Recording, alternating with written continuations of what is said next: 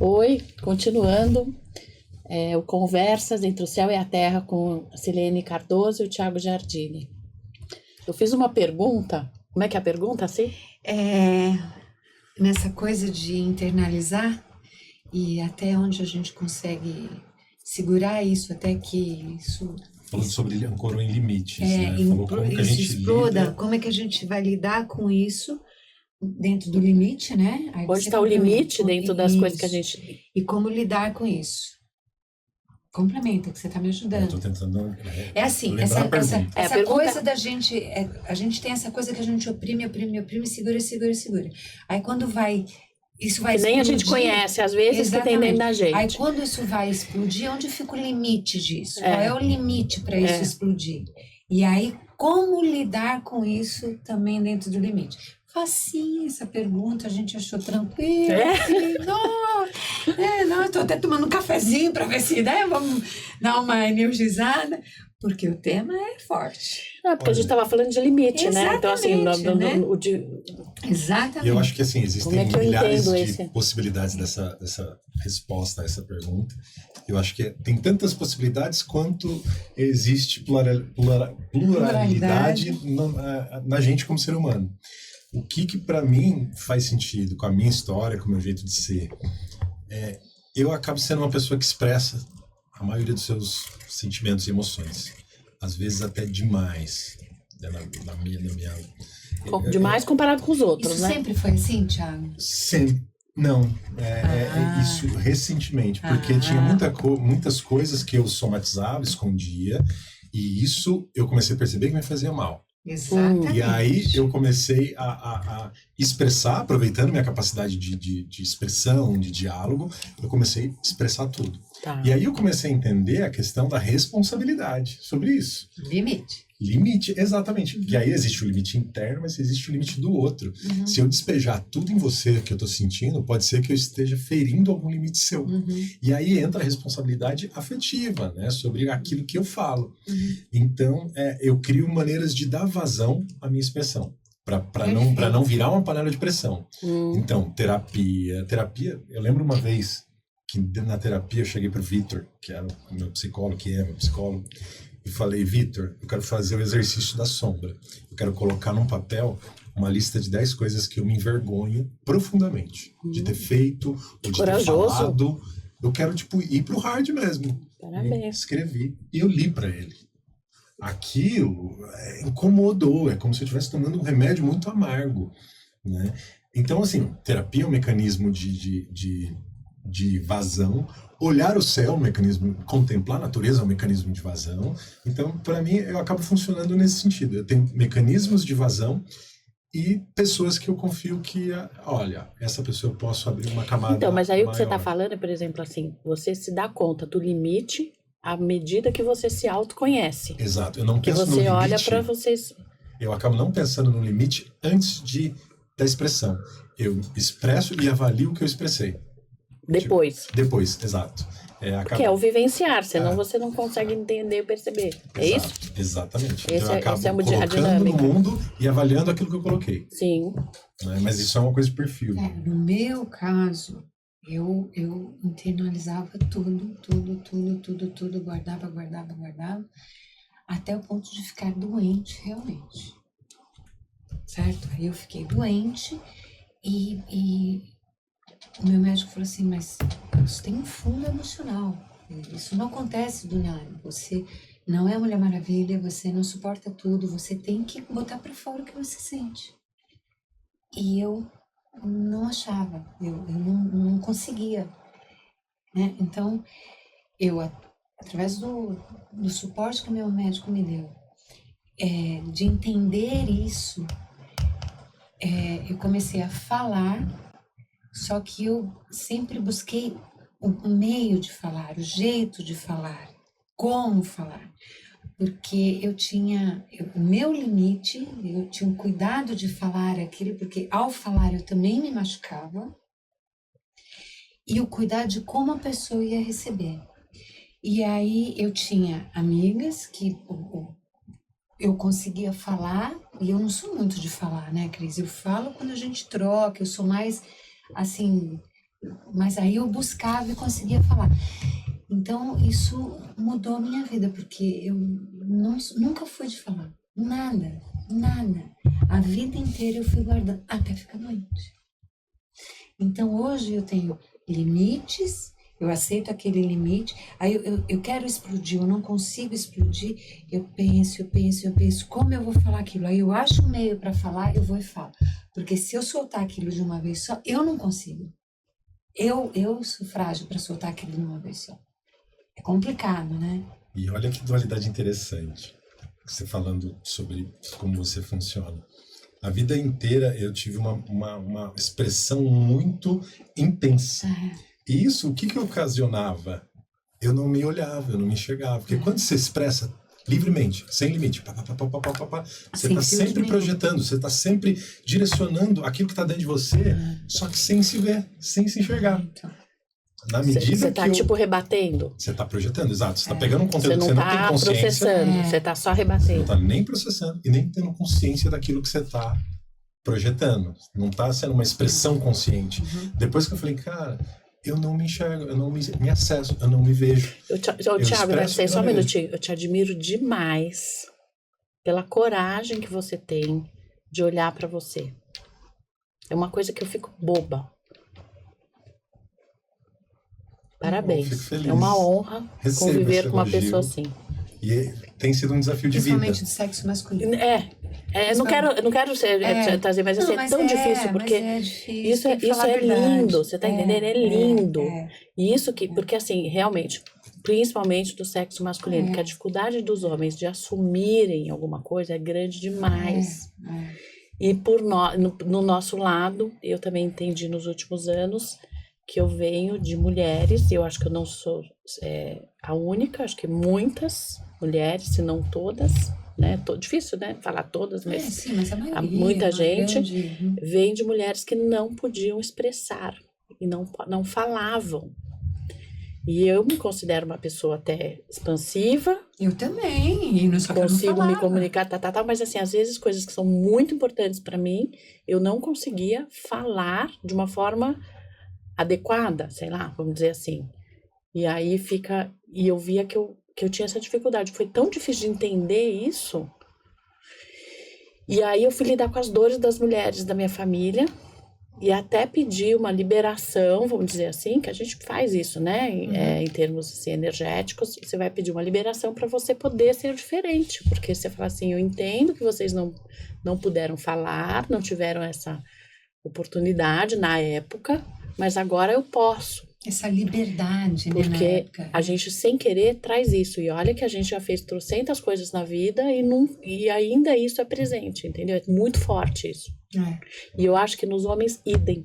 Eu tenho essa preocupação com relação aos homens, a elaboração de sentimento, porque eu vejo isso também claramente. Porque você está anos-luz na frente. E posso falar em termos aqui? de né? Evolução. Desculpa, tô falando até muito agora aqui, mas assim, em termos de evolução mesmo, de se olhar como homem, como ser humano e como homem, entendeu?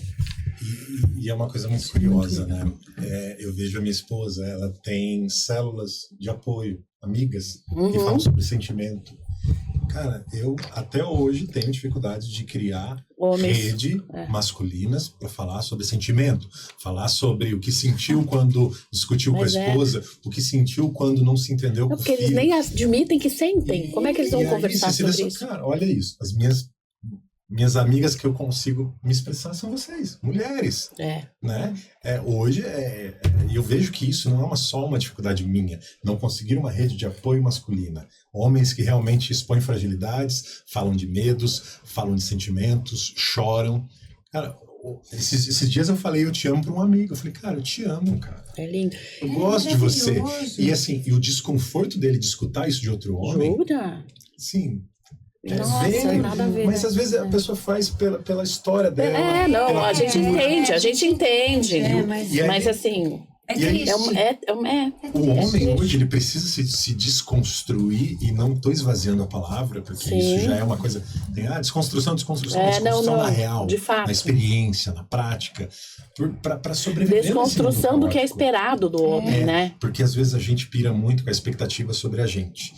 você tem que sempre estar lá. O homem sempre disponível. Eu te juro, assim, que não é pra gente ter dó, né? Pedra, uma rocha, um negócio frio, exato. Um negócio calculista. Da ponta. Fálica sempre em pé. Não, e sendo que as funções mudaram muito, né? Também acho. Eu não sei se o papel, a função, agora me confuso assim, mas assim... Talvez papel, vai... Não, porque o papel de provedor, eu acho até bom um homem ser provedor, mas talvez não nas mesmas funções que eram antigamente. Eu acho que hoje até divide os dois papéis de provedores hoje. Os dois provêm tudo, os dois dividem mas não tudo. mas assim, no sentido de... Eu entendo o que você está falando. Dele se apropriar da energia masculina, entendeu? Dele ter essa energia yang Cris, a energia masculina, ela pode ser apropriada no cuidar. É isso que eu tô te falando, mas que mudou algumas funções, entendeu? Cuida, protege, ampara. Isso é muito bom. O prover pode ser de formas... Exato. Mas para prover algo bom, ele precisa se acessar, ele precisa se olhar, ele precisa sair desses medos e do que espera-se do homem. Essa coisa do homem sempre tá em pé, sempre tá ali, sempre, sabe? Deixa eu contar uma coisa para vocês. Uma vez, o Felipe tinha, acho que... Isso é super, né? Super, além do humano, né? Porque isso que eu acho triste. Como é que eu entendo desse? Como é que uma pessoa consegue viver para além do humano? Olha, que é o que as mulheres estão fazendo também, no final das contas. O Felipe tinha uns 15, 16 anos. E o Márcio tem um amigo que é super amigo dele, é o irmão dele, que é o Fábio, você conhece? Ô, irmão, você conhece. Sim, ele conhece toda a minha vida. Entrevistou todo mundo. O Felipe teve coragem, porque ele via o Márcio beijar ele. Os dois chegavam, se abraçavam e beijavam. Um dia o Felipe, pai, que isso, hein? Para com isso, você fica beijando o Fábio fica beijando você. O Márcio segurou ele assim e falou, presta atenção, filho. Reza para você ter um amigo que nem eu tenho o Fábio, porque ele é meu irmão. E isso é uma amizade que você tem que dar valor. A gente se ama e a gente vai se beijar a vida inteira. E se você tiver um amigo assim, você vai ser feliz. Mas é isso. Total. Isso não tem nada a ver com homem. Isso tem a ver com amizade, amor, sinceridade. Hoje o Felipe tem amigo que eles se abraçam. Lá estão os filhinhos, todos eles se abraçam, se beijam, porque eles são amigos. Mas ele levou um choque de realidade. Né? Você vê como, mesmo sendo filho do Márcio, ele ainda traz esse comportamento social. Essa coisa social da cultura, né? Você pode reparar. Agora, Thiago, você não sente sozinho? Total. Ele acabou de falar que ele não tem com quem conversar. Não, mas ele falou que não tem com quem conversar. Quero saber se ele se sente sozinho. São coisas diferentes. Eu tenho pessoas, redes de apoio, tenho meu psicólogo, tudo, mas é claro, isso é uma ajuda profissional. Tenho mulheres que eu posso me abrir, né? E aí é uma abertura com cuidado, porque assim, você não é um homem, você não sabe o que um homem passa, assim como eu não sei o que uma mulher passa. Exato. E aí, por exemplo, quando a gente vai numa festa, as mulheres falam. Não, e mesmo porque, assim, você é casado. Coisas. Então, assim, também a gente tem que resguardar um limite das coisas. Você concorda? Exato. Também não é assim. Exato. Então, assim, quando a gente vai numa festa, as mulheres falam de sentimento, choram, abraçam, amigo, vamos no banheiro, preciso contar um negócio. Os caras só reproduzem a cultura. Superficialidades o tempo todo. Ele não chega, cara, putz, aconteceu isso, eu queria saber a sua opinião. Não há uma... Parece que tá todo mundo com a guarda levantada. Intimidade. Não há intimidade. É uma construção intimidade de intimidade e acolhimento de sentimento. Então, isso está na... Mas você sabe que, então, isso que eu falo, que às vezes as mulheres estão começando a ficar assim também. Essas que estão... É difícil isso também. Você tem... Mas essa coisa de se... Mas aí é onde a gente não vai pro lado que todo mundo ganha, né? A gente acaba se restringindo e fazendo coisas que não ajudam. Você tem que ser seletiva. Mas tem bastante suas amigas isso. E aquelas que são suas colegas. As colegas são superficiais, as amigas... Mas mesmo, não sei. Eu acho que também essa época do mundo que a gente está vivendo, as pessoas estão mal conseguindo dar conta do delas. Então, não sei se vocês estão percebendo isso da mesma forma que eu. Mas assim, muita gente não está tendo para trocar, você tá entendendo? Mas, Thiago, você entendeu no que eu falei que eu vivi? Você entendeu, Cris, que eu tive que aprender a entender o que eu sentia, conseguir falar para mim e conseguir colocar para o outro, porque eu entender, conseguir falar, eu sofria, entende? É muito difícil isso, é horrível isso. É horrível. Então, aí vai na pergunta que você falou. Eu entendi esse limite. E lidar com isso tem que ter ajuda, tem que ter apoio, tem que ter orientação. E o limite, deixa eu ver se eu entendi o que você está falando. O limite chega num nível onde você não consegue mais lidar com o seu incômodo. Chegou no limite do incômodo para você poder conseguir buscar uma alternativa de solução na história. É dor, é sofrimento, é mágoa, é decepção. Então, mas ele vem o limite não tinha antes. Ele chegou no limite do eu tanto. Exatamente. Que passou, exatamente. do ponto. E eu tenho que enxergar isso e falar, esse é o limite, eu não suporto mais, esse é o meu limite, eu tenho que botar pra fora. Eu também já passei assim. É difícil, né? E eu faço isso até hoje, gente, não é fácil. Mas isso é ruim, né, também, porque assim, se você soubesse já antes, você já estabeleceria o limite bem antes. Eu não tinha ficado doente, eu não tinha somatizado, não tinha ficado doente, não segurava a dor, né? Não segurava a dor, teria evoluído antes, teria uma maturidade melhor antes, não teria sofrido tanto, enfim. Tudo é um aprendizado na vida. No fim, acaba sendo um processo do qual você resolve para que, por exemplo, seu filho não tenha que passar pela mesma coisa, suportar a mesma. Porque às vezes o teu limite era aqui. Às vezes, mas você resolve para você também, né? Porque se ela chega nesse ponto. Facilitar, por exemplo, teu filho de não chegar a esse ponto isso de com ficar certeza, doente. né? Com certeza. Então, eu acho que a gente faz pela gente também, entendeu? Principalmente, eu acho que tem que ser, né? É pela gente. É como você falou. É pela gente. Pra sua filha. Olha você pra você. Exatamente o que você falou pra sua filha. Não, você ama o papai, você ama a mamãe. Olha, é um desprendimento enorme um pai falar isso. Porque o que eu vejo hoje muito, que eu falo, puxa vida, como os pais acabam passando uma orientação distorcida pros filhos, de que eles é que são importantes, né, para a criança. É egoísta, sabe? E egoísta. E aí distorce, porque a pessoa não consegue se apropriar da própria amor próprio dela, da própria vida, né? E aí depois você vai ficando mais velho, você vai pedalar para buscar isso. Exato. Uma pergunta para você nesse tema. Diga. Eu sei do quanto você conhece sobre linguagem sistêmica. Qual é o impacto de você chegar com uma criança e falar assim, olha, as pessoas mais importantes é papai e mamãe, papai e mamãe. Como é que essa criança... Me pergunta o contrário. Qual é o impacto de você falar para sua filha que... Boa, melhor. Ao contrário. Positivo sempre é melhor, isso é verdade. Qual é o impacto de você realmente empoderar a criança de saber identificar suas próprias necessidades, né? Você se prioriza, filha, a pessoa mais importante é você. Depois você pode priorizar papai. Você sabe qual que é o impacto? Você está autorizando a criança. Você está dando o aval para ela de que ela pode. Que coisa mais linda que isso? Mais verdadeira. Ela já faz isso com prazer. E quantas pessoas não porque sofrem? Porque o pai está lá falando.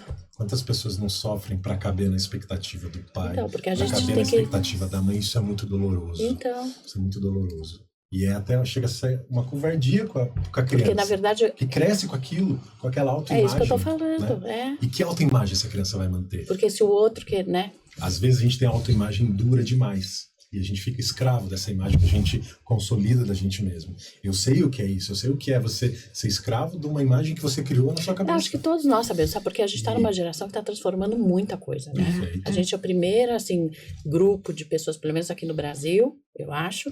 Nos outros lugares do mundo eu não sei, mas eu vejo isso em outros países também, porque acaba sendo movimentos, assim, diferença de 40, 30 anos, para alguns grupos de pessoas. Porque também não é no Brasil inteiro, obviamente. Mas a gente está num processo de tomar para si o autoprocesso, que nem você fala, e de transformar. Exato. Sem ficar no queixume, né, o tempo inteiro e não fazer nada. Mas a gente sabe o que é isso. Então, as palavras são importantes mesmo, a forma de falar. Mas antes disso, o entendimento do conceito, né? Exato. Porque senão você não consegue falar. Uhum. E aí isso tem que ser uma coisa vivida interna para poder ser passada, né? Tipo, a partir do momento que caiu todas as fichas que caem em mim, eu falo, cara, eu tô no lugar de passar para minha filha. Eu tenho essa autorização de falar, filha, falar uma frase que às vezes ela não entende, mas vai ficar nela. Eu tenho é lógico que ela entende, a alma dela entende. Às vezes ela tá dormindo, eu coloco lógico a mão no olhinho dela, assim, falo, você vai enxergar todos os seus padrões que não te fazem bem. Você vai enxergar tudo que te limita nessa vida. Coloca a mão no olho dela. Base para isso? Nenhuma. Isso é crença. Crença não se explica, não tem base, não tem... Funciona para quem acredita. Então, eu acho que tem muito a ver disso, né? Tiago, mas você viu que interessante? Você falou que você tem autorização para fazer, você não tem obrigação. Você vê como você já coloca a coisa de uma coisa muito mais forte. Ampla. É ampla, isso é maravilhoso. Senão seria uma obrigação. Você entendeu? Então o que você faz, ele é muito genuíno, entendeu? E vai repercutir na vida dela muito. Sim. É muito diferente, e é muito legal, né? Que quem tem filho sabe dessas coisas. A gente cria micro-rituais com nossos filhos. Assim como você me contou hoje que tem um ritual do seu filho chegar e te dar um beijo no rosto. Um ritual só de vocês, conecta vocês. E eu tenho uma brincadeira com a minha filha, eu falo, filha, sabe onde é a igreja do papai? Aí ela fala. Aí ela aponta pro coração. Que lindo. Então, é um negócio que assim, às vezes me dá na telha e fala, filha, onde que é a nossa igreja? Então é um negócio assim, que eu não preciso mais que isso. Isso pra mim é tão... ter essa ritualística nossa, essa coisa tão única minha e dela, e ela sabe que ela vai ter que procurar as respostas dentro dela, não é dentro do pai, não é dentro da mãe, não é dentro da igreja, não é dentro de lugar nenhum. Cara, é um momento mágico, assim como o beijo do Felipe, assim como as nossas relações. É um apaixonamento também. A gente fica conectado com aquilo, né? Aquela pessoa. Muito bacana essa relação que vocês têm. Mas é muito gostoso. Certo? Nossa. Profundo, né? Nossa. Vai muito louco. Então, e aí tá lá, ó, entre o céu e a terra. Isso é Exato. muito amplo. Entre o céu e a terra tem conversas e tem silêncio. É. Não tem coisa maravilhosa que você vê uma paisagem linda? Ela já pensou num monte de coisa aqui, eu pensei outro monte de coisa aqui, não é? Sim. Isso é fantástico. E às vezes as informações levam tempo para ser processadas, né? A pausa, o tempo das coisas. Né? E a gente se vê em algumas situações, ou pensa onde vai dar. É interessante, é bem interessante. Né? Agora eu tô curioso para saber qual é o próximo tema que a gente vai... Não, eu tô pensando uma coisa aqui, tô fazendo uma ligação entre o que você tá falando com o que a Sirene falou antes. Que quando você autoriza a sua filha, você está passando uma permissão para ela. E quando a gente vai buscar uma forma de falar algo que está incomodando, ou alguma coisa que uma dor, mas é sempre com alguém, né? Óbvio, que está acontecendo, quando você se permite expressar, você está se autorizando também. Um é para si e o outro é para o outro, né? Mas não deixa de ser uma autorização e uma... não deixa de ser uma auto-permissão, né? Você se permite. É uma permissão, uma auto-permissão. E às vezes a gente faz umas intervenções, né, na nossa prole, né? Às vezes minha filha solta um comentário e fala, filha, seja gentil com você. Com você mesmo? Às vezes, já uma vez a gente estava fazendo alguma coisa, ela derrubou, ela, eu só faço merda. Eu falo, filha. A gente pega, a gente arruma. Isso acontece. Seja gentil com você. Aí ela olha assim, tipo, pô, ninguém me fala isso. Mas é importante. Mas às vezes a gente usa essa carteirada hierárquica, aí você falou de hierarquia e limite. Existe hierarquia na família. Às vezes a gente pode chegar a dar uma carteirada e falar assim, filhota, faz isso pro pai, ou falar alguma coisa. Né? E aí essa carteirada da hierarquia mesmo. Tanto para estimular, quanto para que é a norma, né? corrigi-la, as duas coisas. Também tá certo, porque também é a forma. É a forma, exatamente. Viu? A ordem. Eu tenho uma amiga que ela falava assim para mim, quando eu tava fazendo alguma coisa que me prejudicava, assim, eu falando, falando mal de mim, vai. Ela falava, não faz isso com a minha amiga. Que bacana. Eu achava tão lindo. Que bacana. Sensacional. Não faz isso. Que bacana. Sensacional. Gostei. Vou convidar vocês para um próximo bloco para a gente falar sobre amizade. Oba. Pode ser? Amei. Amei. Então tá bom. Obrigada.